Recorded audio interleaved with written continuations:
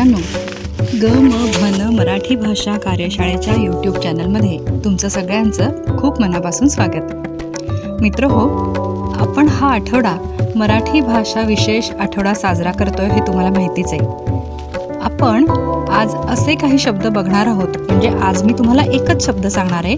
इथून पुढे रोज एक एक शब्द आम्ही तुम्हाला सांगणार आहोत की जे सध्या आपल्या बोलीभाषेमध्ये वापरले जात नाहीत. काही कारणाने ते मागे पडलेले आहेत. तर आपण नेहमी ऐकतो ना की मराठी भाषा आता खूप बदलली आहे. म्हणजे काय, तर हिंदी, इंग्रजी या भाषांच्या प्रभावामुळे मराठी भाषेतले मूळ शब्द आता आपण विसरू लागलो आहोत. आपल्या मराठीमध्ये काही शब्द अतिशय सुंदर, अर्थपूर्ण आहेत. खरं तर आता जसं आपलं राहणीमान बदललं, जीवनशैली बदलली, त्यानुरूप काही शब्द आता पडद्या आड गेलेत, म्हणून ते विस्मरणात गेलेत असं आपण म्हणूया.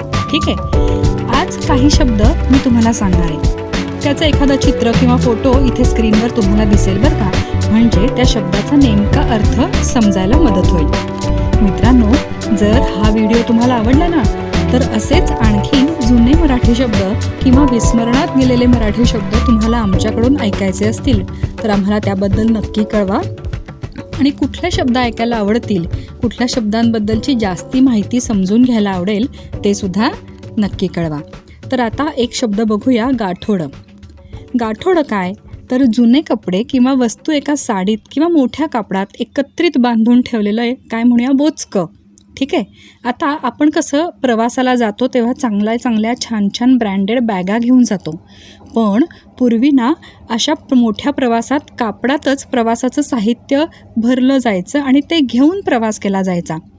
मग कालांतराने असं गाठोडं आता जुन्या कपड्यांना बांधून एकत्र ठेवण्यासाठी वापरलं जायला लागलं. आता अनेक घरांमध्ये सुद्धा माळ्यावर किंवा कपाटाच्या सगळ्यात वरच्या कप्प्यात वगैरे जुने कपडे, महत्त्वाची कागदपत्र एकत्रित कापडात बांधून ठेवली जातात. दारावर कपड्यांच्या बदल्यात भांडी विकणारी एक महिला येते, तिच्याकडे हमखास असं गाठोडं बघायला मिळेल.